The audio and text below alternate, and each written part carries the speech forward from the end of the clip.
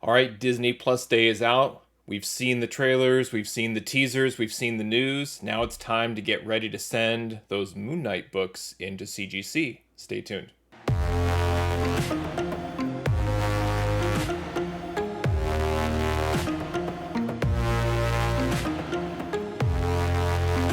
All right, if you haven't seen the Disney Plus Day special on Disney Plus, I highly recommend going and taking a look at that.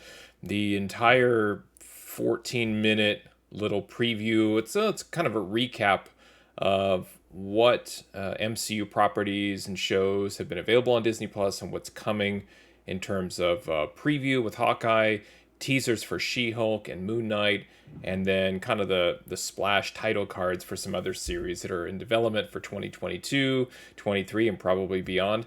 So it's a fun watch. I think a lot of those elements have been kind of spliced and picked apart, put on YouTube and shared on Twitter and other social media. So I'm sure you can find the different pieces, all over the internet. But it's kind of a fun watch to sit down and watch all 14 minutes together, start to finish. For me, the standout was Moon Knight. One of my favorite characters, but didn't really kind of understand as I was collecting as a kid. Kind of regret not being more of a Moon Knight fan when I was younger. And then, kind of as I got older, I definitely appreciated the character and understood the differences between him and Batman, which is the character he's most often compared to. And so when I got back into collecting a couple years ago, there was already the rumor that a Moon Knight series was in development, but it was very, very early on. And one of the things I wanted to do was to go back and start collecting the Moon Knight first series and picking up, a handful of other books related to Moon Knight, and accumulated, a nice stack. But the trouble was most of these books that are in, I believe, like early Copper Age, pretty beat up, hard to find. I wasn't really investing in slabs or anything, but in sort of trying to almost complete the whole run, except like a dummy, I didn't pick up issue number 1 when it was affordable. I missed that. But all of the other issues I more or less have in some condition, but like I said, most of them are pretty beat up. And so I have a stack of Moon Knight books to go over with you, and I can kind of talk about their significance, which ones are considered to be keys. I don't have any of the big Moon Knight keys. We're not talking first appearance. These are sort of, I would say, minor keys at best, or other collectible Moon Knight books that I currently have in my possession. I'm sure you have many of them or are aware of them. But nice to kind of reminisce and go through these books from the first series of Moon Knight all the way up through the Stephen Platt run, and have a nice stack here to go through. So let's go through them, start talking about them. I'll talk about my expected condition, and hopefully it'll kind of give you some ideas in terms of what Moon Knight books you may want to target to send into CGC. You're kind of on the clock at this point. There's no official release date set for Moon Knight that I'm aware of. It's just sometime in 2022. And just like if you go back and watch my Hawkeye videos, I was able to find a number of books, send those into CGC, and I actually got them back already. And I've got a couple of them hanging on my wall on the other side there. I've got one back here, right there, behind me. So I'm all set for the Hawkeye series on Disney Plus, and I want to do the same with Moon Knight. So let's get to the books. Let's talk about them a little bit. You can see what I have, see what kind of condition or shape they're in, and see if this is a good stack to send into CGC or not. Let me know in the comments what you think, but let's get to the books. All right, here we go. So here is the stack of Moon Knight books that I'm ready to go through.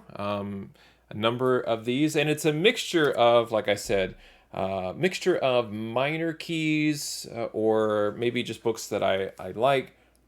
Certainly, one of the criteria is that I have to own the books. I have to actually have them to send into CGC.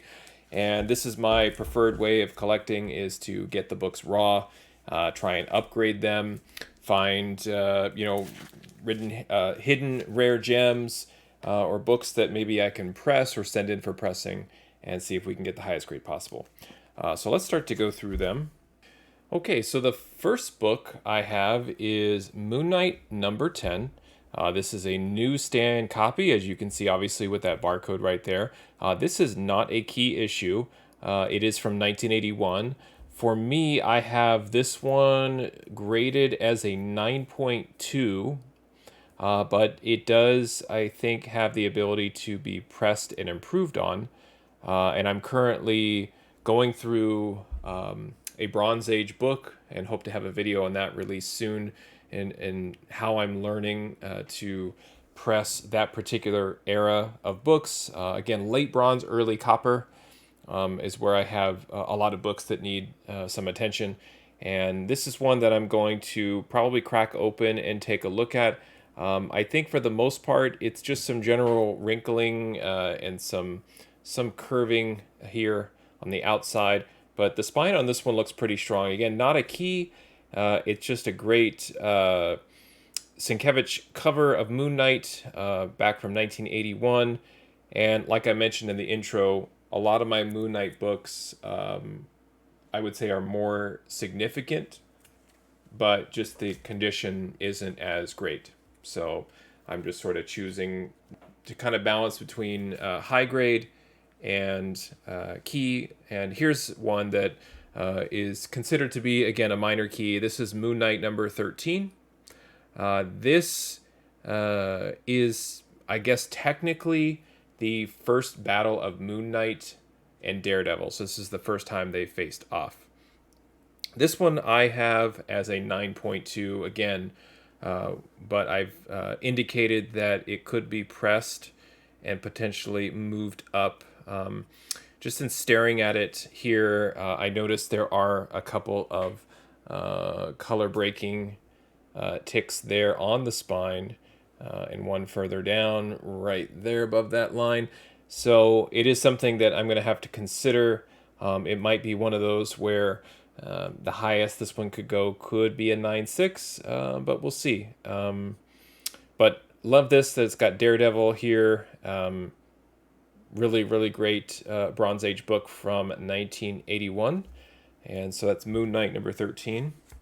The next one I have that I'm considering sending in is Moon Knight 15. Now, this one, there is a little bit of significance. It's the first appearance of Xenos, not a character I've really ever heard of, or you may or may not have heard of that character. There's no significance there as far as the MCU goes.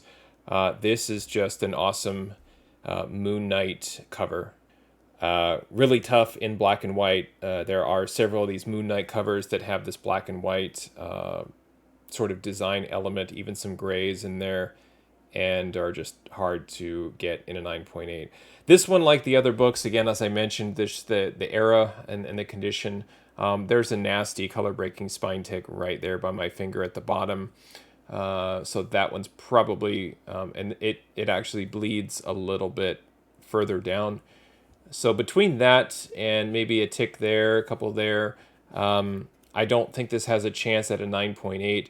The seller that I bought this from, said that this is a 9.4. It's possible, but unfortunately down here at the bottom, there's also some problems right in there on that corner. So it could be a 9.4. The top corner is pretty sharp right there. That looks like super crispy, like you would normally see in a 9.8, especially with the black bar and going around the title. So I'll have to see. This is one of those where I probably want to send it in just because it's the copy I have. It's I would say probably as high as grade I'm going to get, unless I'm going to get it slabbed or purchase a slab. But love the cover so much that I would take it in any grade. So that's where I'm contemplating sending this one in, just to get this to be able to present it, hang it on my wall, or even put it in my room where I watch Disney Plus and kind of have it there when we watch the Moon Knight show next year. Here is another one. Now, weirdly enough, and I don't really quite understand why, I had 3 copies of Moon Knight 18. Again, not a key issue at all. No real significance on this one. This one I had as a 9.4, with the ability to press up as well. I don't really see too many problems. Maybe right there, smack in the middle of the spine. There's a little color break and dent right there, but this is a great looking copy.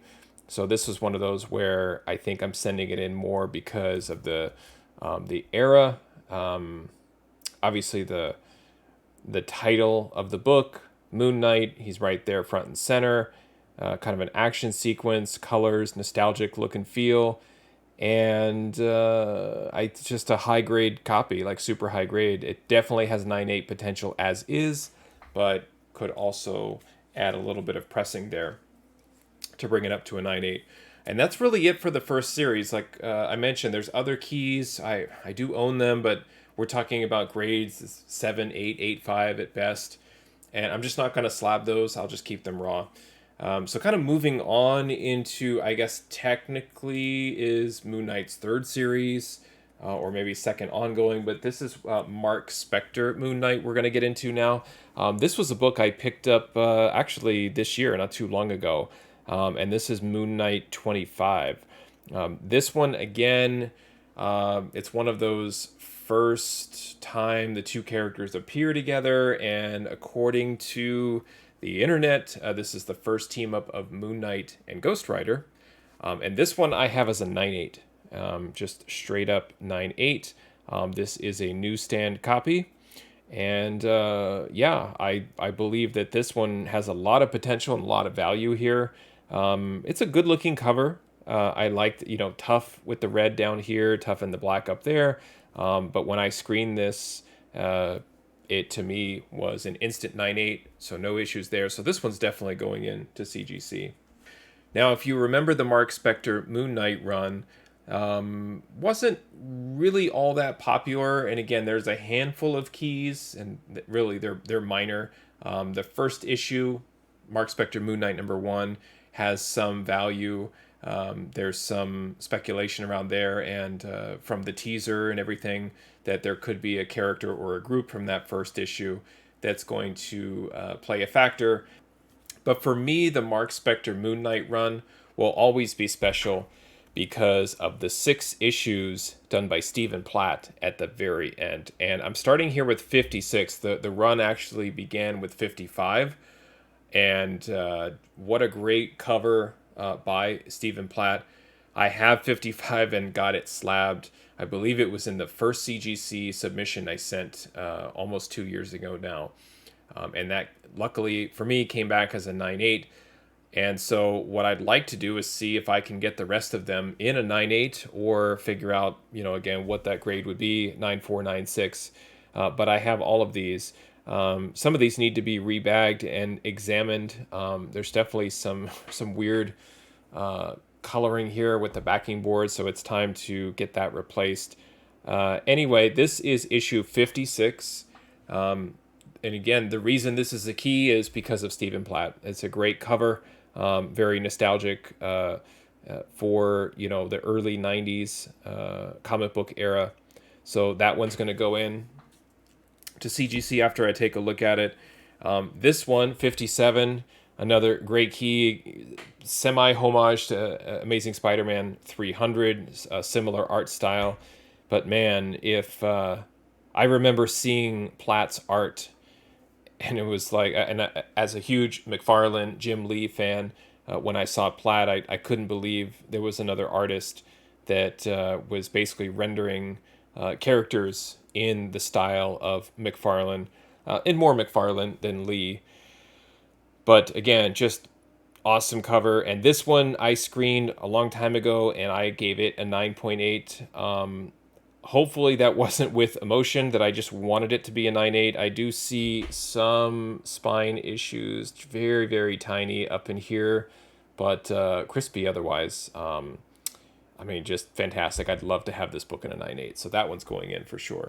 All right, now the next one is Marc Spector Moon Knight 58. Now this one's interesting because there is a little bit of MCU Disney Plus speculation on this one. This is the first appearance of Ripper, Crunch, and Vault, members of a race of demons known as Hellbent.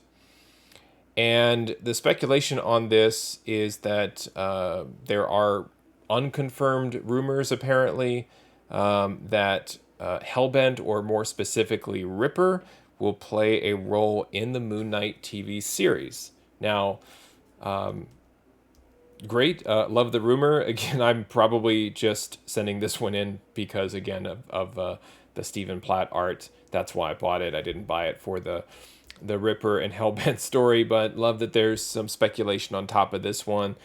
So to get this one in a 9.8 before the series hits, because if those three characters or any reference to Hellbent or anything shows up in that MCU series, and you couple this with the Stephen Platt sort of niche collecting of Moon Knight, this one has the potential to be a home run. Just eyeballing it, I don't think this one's going to be a 9.8, mainly because of this bottom corner. There's some issue down there, some ding. But could be a 9.6 if that's the only issue. Possible candidate for pressing, I'd have to look and see. But again, probably going to go in anyway because of the significance of the Stephen Platt art. All right, we're almost through these. This is Marc Spector number 59. Again, the key here is that we have art by Stephen Platt. This one's particularly tough in the black background. Again, problematic down here in the corner, but more or less okay otherwise. Again, tough to see in the bag and board. I'll be taking it out to screen it before I send it in, but looks pretty good. Definitely is a 9.8 candidate that you see there on camera. That is part of the art. So really good looking copy, I think. And one more to go. Speaking of the black background, this is Moon Knight 60, and again, a key for several reasons. Stephen Platt art, obviously, as we're talking about. This is the death of Marc Spector.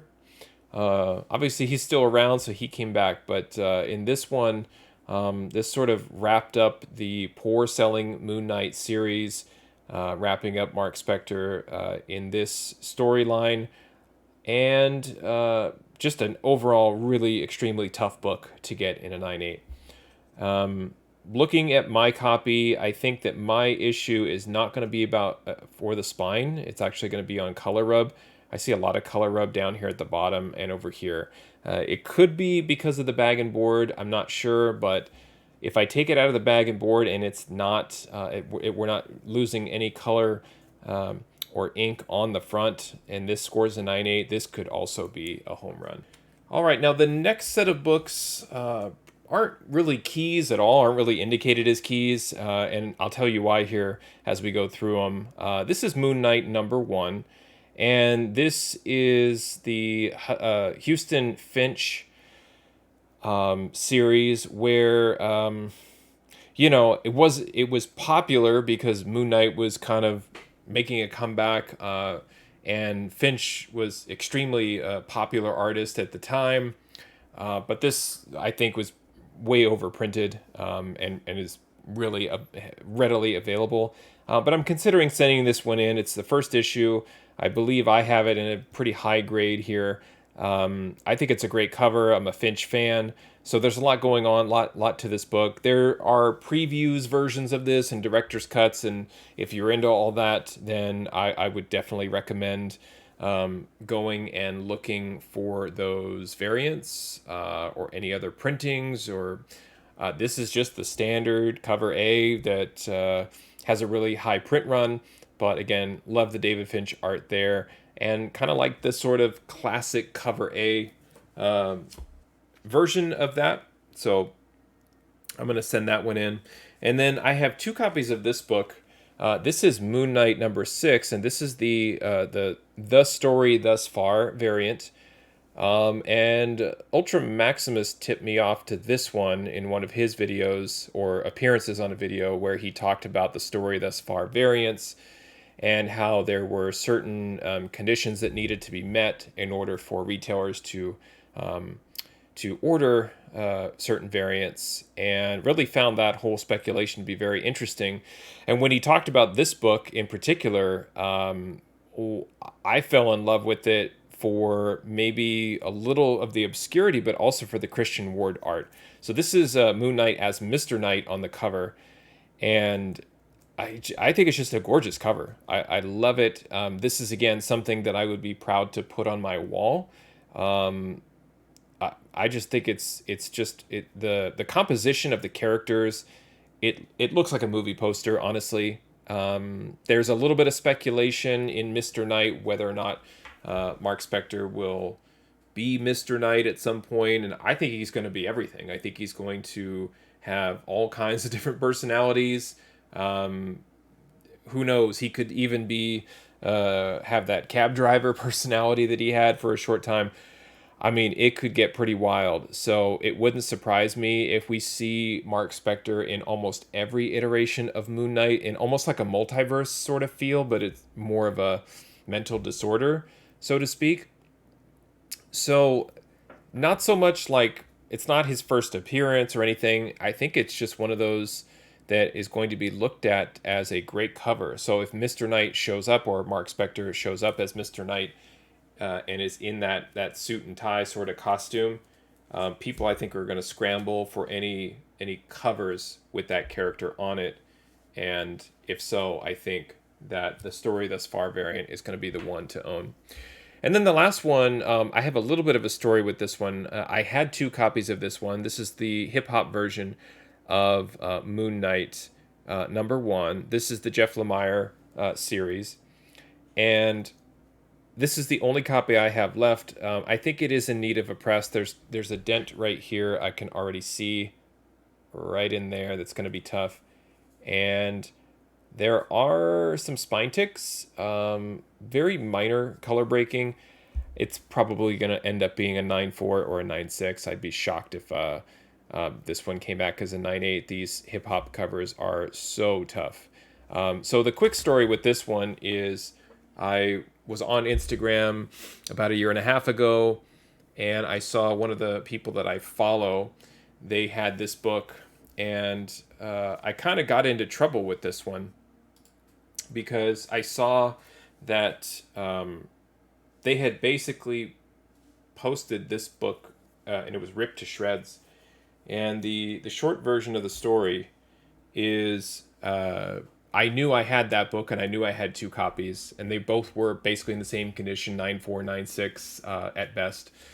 And the story that they were telling was that they had purchased it through an Instagram sale. They had had a falling out with the seller, and instead of the seller honoring the transaction, the seller ripped the book up, took a picture of it, and sent it to the person I was following on Instagram. Well, I got involved and said that that's a horrible situation, and offered to send a copy of the book to the buyer, the person that was trying to acquire the book, at no charge, just to kind of sort of do the right thing, or just kind of put some good karma into the community.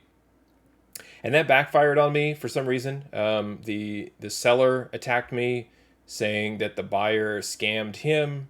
The buyer thanked me and just said, just appreciated the gesture. And it was just one of those things. It was weird. I just woke up that morning and saw all this drama on Instagram, and wanted to send it out and just sort of clear the deck.